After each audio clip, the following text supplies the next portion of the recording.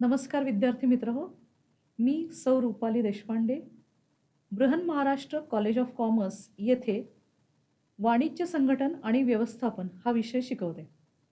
यापूर्वीच्या तासिकेमध्ये आपण Henry Fayol यांची व्यवस्थापनाची तत्त्वे अभ्यासायला सुरुवात केली होती. त्या तासिकेमध्ये आपण त्यांची पहिली 7 तत्त्व बघितली होती. आजच्या या दुसऱ्या तासिकेमध्ये आपण उर्वरित 7 तत्त्वे बघणार आहोत. त्यापूर्वी परत एकदा आपण मागच्या तासिकेमध्ये काय बघितलं हे बघूया. हेनरी फयोल यांना प्रशासकीय व्यवस्थापनाचे जनक असं म्हणलं जातं. त्यांनी त्यांची प्रसिद्ध 14 व्यवस्थापनाची तत्त्वे दिलेली आहेत. त्यांच्या सिद्धांताला जागतिक पद्धतीने मान्यता मिळालेली आहे आणि म्हणूनच अनेक संघटनांमध्ये या तत्त्वांचा उपयोग केला जातो. ही तत्त्वे अनेक संघटनांमध्ये वेगवेगळ्या पद्धतीने राबवली जातात, कारण याच्यासाठी कुठलाही असा कडक किंवा अलिखित असा नियम नाही. व्यवस्थापक त्यांना हवा त्या पद्धतीने या तत्त्वांचा उपयोग करू शकतात. ही तत्त्वे वापरल्यामुळे निश्चितपणे संस्था किंवा संघटना यांची उद्दिष्टे साध्य करणे सोपे जाते. अनेक वेगवेगळ्या पद्धतीच्या संघटना आहेत. राजकीय असतील, आर्थिक असतील, कंपनी असेल, भागीदारी संस्था असेल, एकल व्यवसाय असेल, सर्व ठिकाणी सर्व प्रकारच्या संस्थांमध्ये आणि जगामध्ये जागतिक स्तरावर सर्वत्र आपण या गोष्टींचा वापर करू शकतो. तसंच ही तत्त्वे आपण आपल्या रोजच्या आयुष्यातही वापरू शकतो. आपण ही तत्त्वे बघितल्यावर तुमच्या ही बाब लक्षात येईल. चला तर मग पीपीटीच्या माध्यमातून ही तत्त्वे समजून घेण्याचा प्रयत्न करूया. पाठ क्रमांक 1 मध्ये हेनरी फयोल यांनी दिलेली प्रशासकीय व्यवस्थापनाचे सिद्धांत आपण बघितलेला आहे. हेनरी फयोल यांना आधुनिक व्यवस्थापनाचे जनक म्हणून ओळखलं जातं. यापूर्वी जी आपण बघितली होती ती ही 7 तत्व आहेत. कामाची विभागणी, अधिकार आणि जबाबदारी, शिस्त, आदेशातील एकवाक्यता, निर्देशनातील एकवाक्यता, सामूहिक हितापेक्षा वैयक्तिक हिताला दुय्यम स्थान आणि केंद्रीकरण. आज आपण पुढचं बघणार आहोत ते आहे 8वं तत्व आहे मोबदला. योग्य मोबदला जर कामाचा मिळाला म्हणजेच पगार मिळाला तर कर्मचाऱ्याचं मानसिक समाधान होतं. आता हा मोबदला जो असतो हा 2 वेगवेगळ्या पद्धतीचा आहे. एक आहे आर्थिक, जो पगाराच्या स्वरूपात त्याला मिळतो. मग पगार असेल, बोनस असेल किंवा इतर कोणत्याही पद्धतीने त्याचा जर आर्थिक लाभ होणार असेल तर त्याला आपण म्हणूया तो आर्थिक मोबदला आहे. आर्थिकेतर जो मोबदला असतो याच्यामध्ये पैशाचा समावेश नसतो, परंतु इतर काही फायदे या कर्मचाऱ्यांना दिले जातात. उदाहरणार्थ, जर त्याची संघटना, कंपनी किंवा कारखाना हा त्याच्या घरापासून दूर असेल, लांब असेल, तर त्याच्यासाठी प्रवासाची किंवा वाहनाची सोय केली जाते. आता या वाहनाची सोय म्हणजेच हा आर्थिकेतर हे प्रोत्साहन दिलं जातंय त्याला. त्याचा इथे खर्चही वाचतोय आणि त्याला घेण्यासाठी आणि सोडण्यासाठी एक ठराविक वाहन तिथे नेहमी तयार असतं. मग अशा पद्धतीचे वेगवेगळे फायदे जे दिले जातात, मग कॅन्टीनची फॅसिलिटी असेल, जेवणाची फॅसिलिटी असेल, ही आर्थिकेतर या गोष्टी झाल्या. याच्यामुळे त्या कर्मचाऱ्याच्या मनात कंपनीच्या बद्दल आपलेपणा वाढतो. त्याला अनेक गोष्टी या कंपनीमधून मिळत जातात. मग हा मोबदला कसा निश्चित करायचा आहे, की कोणत्या कर्मचाऱ्याला किती वेतन द्यायचं, किती पगार द्यायचा, याची निश्चिती केली जाते संघटनेतर्फे. ही निश्चिती करताना, हा पगार ठरवताना वेगवेगळ्या गोष्टींचा विचार केला जातो. उदाहरणार्थ, संघटनेला किती नफा होतो, हा जो कर्मचारी आहे त्याचा अनुभव किती आहे, त्याने किती काळ काम केलेलं आहे, तो स्किल्ड एम्प्लॉई आहे का त्याला कुठलाही अनुभव नाही, अशा पद्धतीने त्याचं पूर्ण निरीक्षण केलं जातं. त्याच्याकडे असलेल्या कौशल्यांचाही विचार केला जातो आणि त्या प्रमाणात त्याची मोबदला निश्चिती केली जाते. आता ही जी मोबदला निश्चिती केली जाते याच्यामुळे काय होतं, या कर्मचाऱ्याला आर्थिक समाधान मिळतं. संघटनेमध्ये तो दीर्घकाळासाठी राहायला तयार होतो. जर तो मानसिकरित्या आणि आर्थिकरित्या समाधानी असेल तर तिथे राहायला तयार होतो. आणि याचा परिणाम कसा होईल? त्याच्या मानसिक समाधानामुळे त्याला जे काम दिलेलं आहे, तिथे तो व्यवस्थितरित्या एकाग्रपणे काम करू शकेल. म्हणजेच त्याची कार्यक्षमता वाढणार आहे. त्याची कार्यक्षमता वाढली. आपण एका व्यक्तीचं उदाहरण घेतलं. असे अनेक कर्मचारी काम करतात. अनेक कर्मचाऱ्यांची जर कार्यक्षमता वाढली, तर त्यामुळे उत्पादकता वाढणार आहे. पर्यायी संघटनेला अजून नफा होणार आहे. म्हणून 8वं तत्व मोबदला हे अतिशय महत्त्वाचं आहे. पुढील 9वे तत्व आपण बघूया, अधिकार साखळी. एका चित्राच्या माध्यमातून मी तुम्हाला हे समजावून देण्याचा प्रयत्न करते. एक संघटना आहे. या संघटनेमध्ये 3 स्तर आहेत. उच्च स्तर, मध्यम स्तर आणि कनिष्ठ स्तर. हे जे तत्व आहे याला म्हटलं जातं अधिकार साखळी. या संघटनेमध्ये य, र, ल हे एका विभागामध्ये काम करणारे कर्मचारी आहेत. उदाहरण घ्यायचं झालं तर आपण असं समजूया की हे खरेदी विभागातले कर्मचारी आहेत. दुसऱ्या बाजूला अ जो आहे हा उच्च स्तरावर काम करणारा अधिकारी आहे या कंपनीतला. अजून एक विभाग इथे दिलेला आहे. त्या विभागामध्ये ब, क आणि ड हे कर्मचारी काम करतात. या कामाच्या वेळी समजा ड हा विभाग हा कारखान्याशी संबंधित आहे. ज्याला आपण इंडस्ट्री किंवा फॅक्टरी म्हणतो. अशा ठिकाणी हे कर्मचारी कामाला आहेत ब, क आणि ड.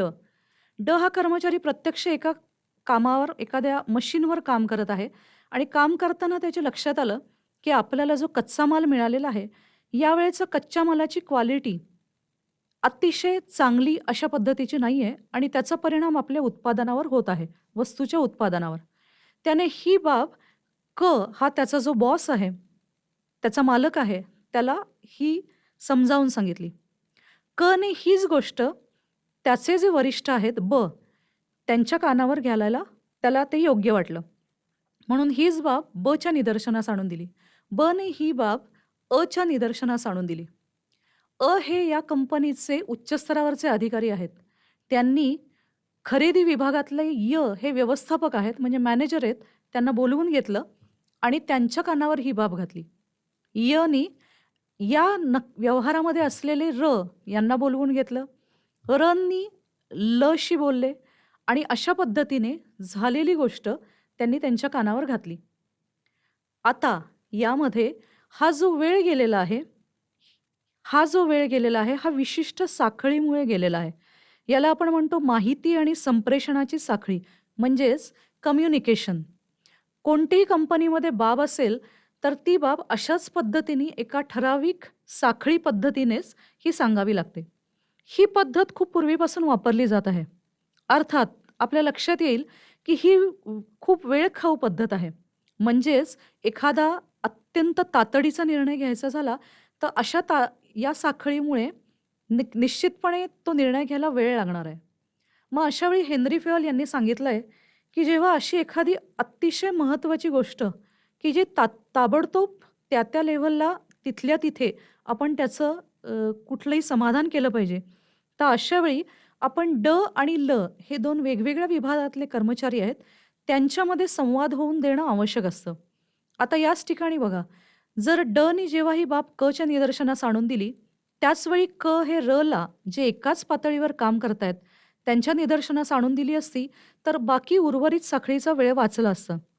आणि म्हणूनच हेनरी फेयल यांच्या म्हणण्याप्रमाणे त्यांनी सांगितलंय की अशा वेळी आपण एक तात्पुरता ज्याला आपण पूल म्हणूया किंवा ब्रिज म्हणता येईल, असा हा संभाषणाचा पूल 2 सारख्या स्तरांवर अर्थातच ते खूप महत्वाचं आहे, सारख्या स्तरांवर इथे करू शकतो. मग हा स्तर करताना क आणि र हे सारख्या स्तरावर आहेत आणि ब आणि य हेही सारख्या स्तरावर आहेत.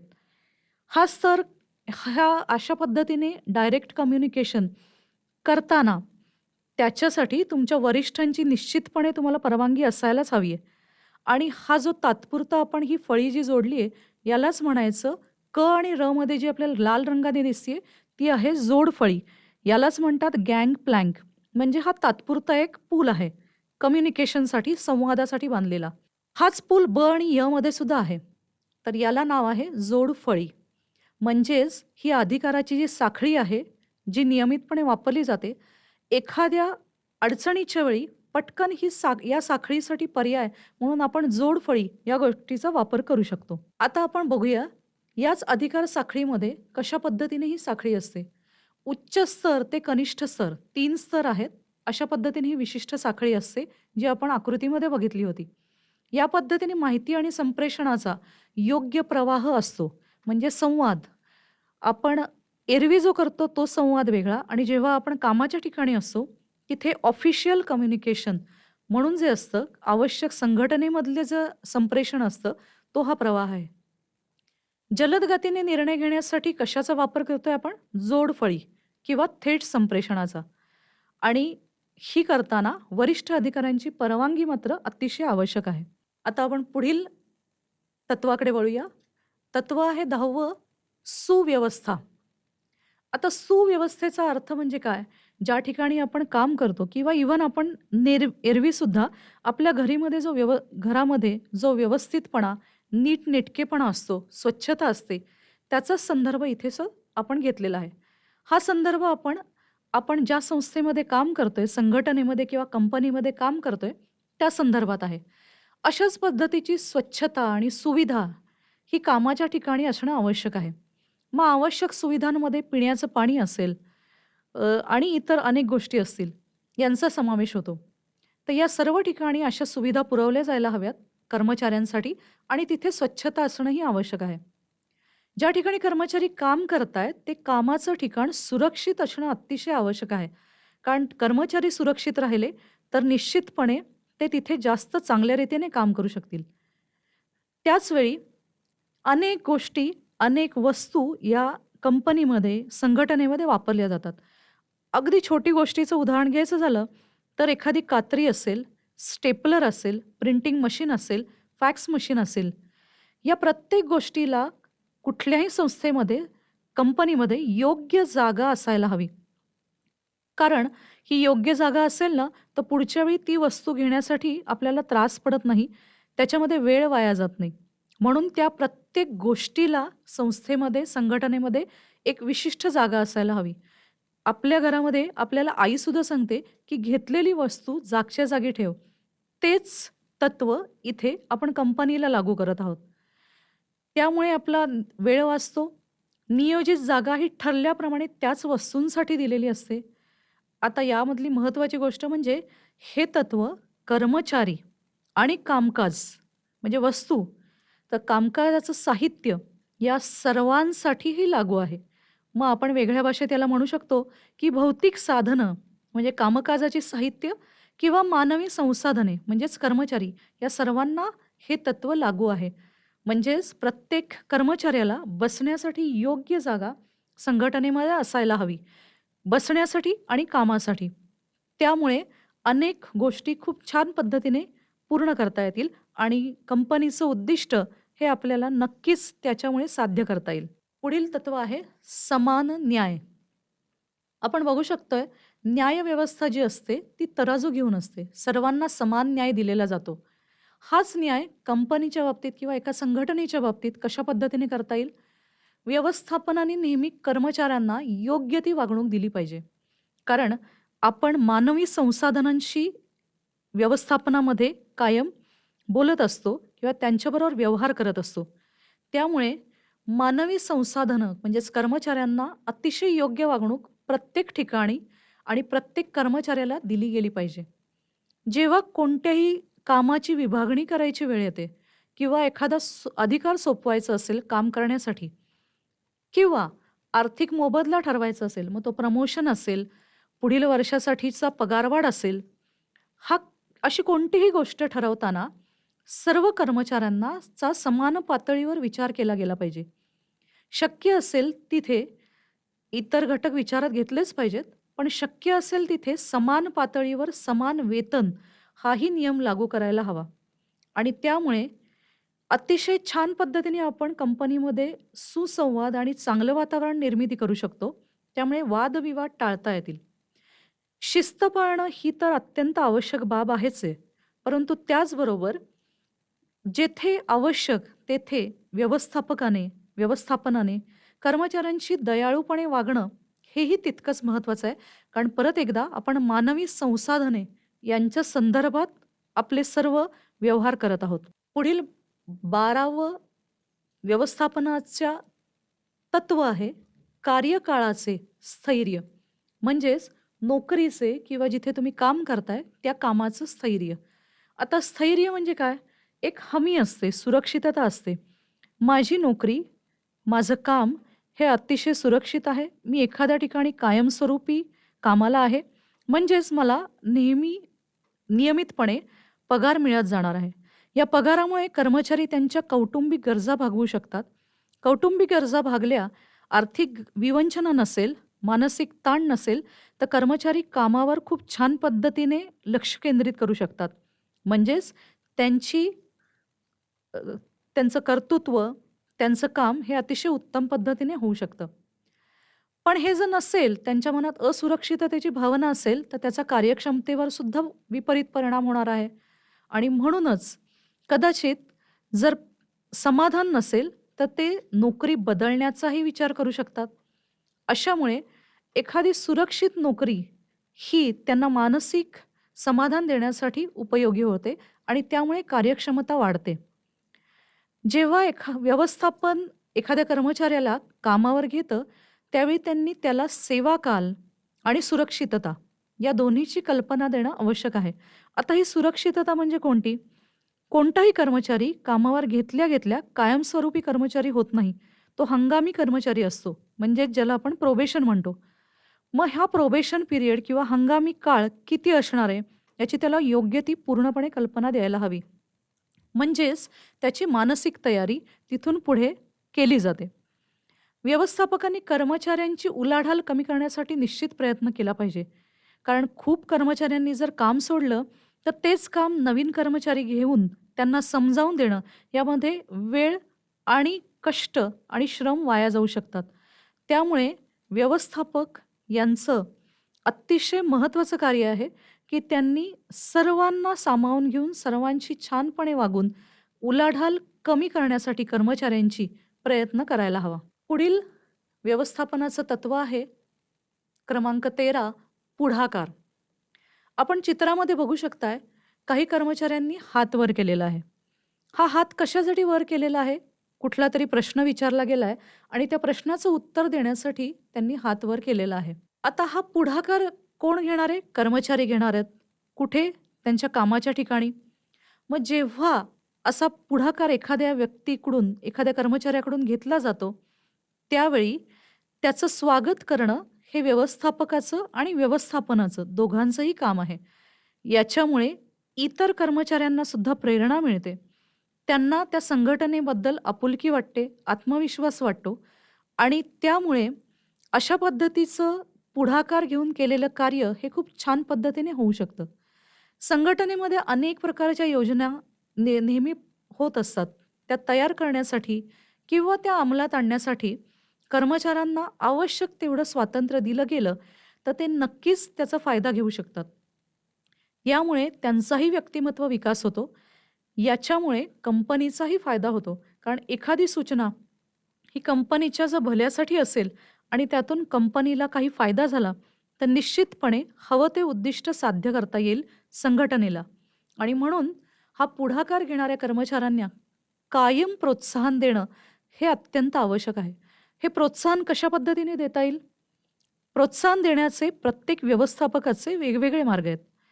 कोणी एखाद्या व्यक्तीला पुरस्कार देईल, संघटनेतर्फे, कंपनीतर्फे. एखादा व्यवस्थापक सर्वांसमोर त्यांचं कौतुक करेल. एखादं पत्र दिलं जाईल, ज्याला आपण प्रशस्ती पत्रक मिळतो कामाच्यासाठी किंवा उत्तम कर्मचारी म्हणून त्याला कुठलंही तरी बक्षीस किंवा कुठल्या ना कुठल्या स्वरूपात त्याला काहीतरी एक बक्षीस दिली जाईल. मग ही आर्थिक असेल किंवा आर्थिकेतर असेल. अशा पद्धतीच्या कुठल्याही तींचा वापर केला, की इतर कर्मचाऱ्यांना सुद्धा खूप चांगली प्रेरणा मिळते. अर्थात पुढाकार घेण्यासाठी सर्वात महत्त्वाची गोष्ट असते ती स्वयंप्रेरणा. त्या कर्मचाऱ्याला हे वाटणं, की आपण हे पुढे जायला हवं, आपण हे काम करायला हवं, हे अत्यंत आवश्यक आहे. हेच तत्व आपण आपल्या रोजच्या दैनंदिन जीवनात सुद्धा वापरू शकतो. एखादं काम दिसलं, तर आपण स्वयंप्रेरणेने ते काम करायला तयार झालं पाहिजे. आपल्याला काम नाही जमलं, तर आपण निश्चितपणे यातून काहीतरी शिकणार आहोत. आणि काम जमलं तर ते यशही खूप सुखावणारं असेल. त्यामुळे स्वयंप्रेरणा ही प्रत्येक कामासाठी आवश्यक असते. आपण पुढचं तत्व बघूया. 14वं तत्व, संघभावना. विद्यार्थ्यांना तुम्ही लहानपणापासून हे ऐकत असाल. एकी हेच बळ. आपण चित्रामध्ये बघू शकतो, व्यक्ती आहेत इथे. 10 व्यक्ती इथे उभ्या आहेत आणि या प्रत्येकाचा रंग वेगळा आहे. आता हा रंग म्हणजे काय? हा प्रतीक आहे. प्रत्येक व्यक्तीची स्वतःची एक मानसिक तयारी आहे. त्यांचा स्वतःचा मानसिक दृष्टिकोन आहे. म्हणजेच प्रत्येक व्यक्ती ही वेगळी आहे. कोणीही सारखं नाहीये. परंतु संघभावनेने एकी करण्यासाठी, एका संघटनेसाठी ते जेव्हा एकत्र येतात आणि एकमेकांशी हात मिळवतात, त्यावेळी अत्यंत सुंदर कलाकृती होते. ते चित्र आपल्याला डोळ्यांना सुखावणारं आहे आणि त्याच्यामुळे अशा पद्धतीची कलाकृती करायची असेल, तर स्वतःचा वैयक्तिक स्वार्थ विसरून, स्वतःचं वेगळेपण विसरून एखाद्या संघटनेमध्ये, एखाद्या ग्रुपमध्ये आपण एकत्रितपणे काम करणं म्हणजे संघभावना. मग या ठिकाणी एकी हेच बळ, एकीच असायला लागते. ऐक्य आणि एकमेकांमधलं सामंजस्य वाढवण्यासाठी व्यवस्थापनेने नक्की प्रयत्न करायला हवा. मग वेगवेगळ्या पद्धतीच्या गोष्टी यावेळी अंमलात आणता येतील. अनेक अ, कामाव्यतिरिक्त अनेक वेळा या कर्मचाऱ्यांचा सुसंवाद घडवून आणता येईल. आपण बघतो की अनेक कंपन्यांमध्ये वेगवेगळ्या पद्धतीचे क्रीडा प्रकारसुद्धा घेतले जातात. ज्यामुळे कामाव्यतिरिक्त तो ताण हलका व्हावा म्हणून कर्मचाऱ्यांमध्ये एकमेकांमध्ये खूप छान सुसंवाद होतो. त्यामुळे सामंजस्य वाढतं, ऐक्य वाढतं. हे मी उदाहरण दिलं. या पद्धतीचे कुठलेही प्रकार आपण अंमलात आणू शकतो. कारण मानवी संसाधनं जी वापरतोय ना आपण, आपण ज्यांच्याबरोबर काम करतोय, ते सर्वजण महत्त्वाचे आहेत. ही सर्वात मौल्यवान संपत्ती आहे. या प्रत्येक व्यक्तीकडे कुठला ना कुठला गुण असतो, कौशल्य असतं आणि या गुणांचा आणि कौशल्यांचा वापर करून घेणं, हे आपल्यासाठी आवश्यक असतं. हा जो वापर करून घेण्यात व्यवस्थापन यशस्वी झालं, तर त्यामुळे संघटनेचा, पर्यायाने कंपनीचा अतिशय छान फायदा होऊ शकतो. अतिशय चांगलं उद्दिष्ट आपण यामुळे साधू शकतो आणि त्याचबरोबर अनेक अडचणींवर मात करता येते. उदाहरणार्थ, एखाद्या कर्मचाऱ्याला कुठल्यातरी अडचणीमुळे एखादे काम पूर्ण करणे शक्य नसेल, तर इतरांच्या मदतीने तो ते काम पूर्ण करू शकतो. पुढच्या वेळी हाच कर्मचारी त्या कर्मचाऱ्यांना मदत करेल.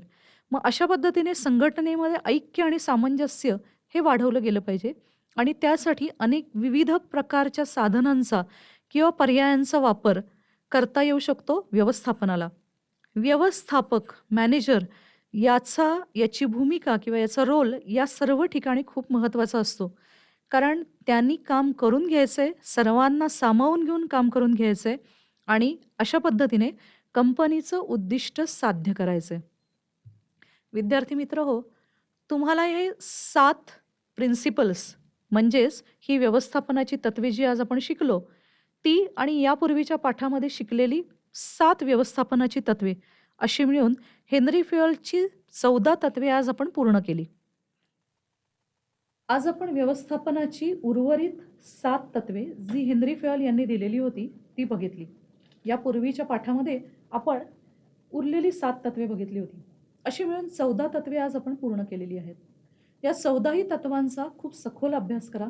तुमच्या पाठ्यपुस्तकामध्ये दिलेल्या प्रत्येक गोष्टीचा याबाबतीत अभ्यास करा. पाठ्यपुस्तकाखाली दिलेले प्रश्नही या भागावरचे म्हणजे व्यवस्थापनाची तत्वे याबद्दल नक्की अभ्यास करा. काही अडचणी असतील, तर त्या तुमच्या शिक्षकांना विचारा. आपल्या 12वीच्या परीक्षेच्या दृष्टीने हे 14 तत्व जी हेनरी फेयल यांनी दिलेली आहेत, ही अत्यंत महत्त्वाची आहेत. परीक्षेला तुम्हाला असा प्रश्न येऊ शकतो, हेनरी फेयल यांनी दिलेली व्यवस्थापनाची कोणतीही 4 अथवा 5 तत्वे स्पष्ट करा. माझी तुम्हाला विनंती आहे, की ही तत्वे स्पष्ट करताना तुम्हाला शक्य असेल, तर यामध्ये जरी 4 विचारली, तरी एखादे जादाचे व्यवस्थापनाचे तत्व तुम्ही नक्की लिहून या. म्हणजे 4 विचारली असतील, तर 5 व्यवस्थापनाची तत्वे लिहून या. फार अवघड नाही आहेत, अतिशय सोपी आहेत. खूप सोप्या भाषेत आपण समजावून घ्यायचा प्रयत्न केलेला आहे. मला खात्री आहे, की तुम्हाला ही 14च्या 14 तत्व निश्चितपणे समजली असतील. धन्यवाद.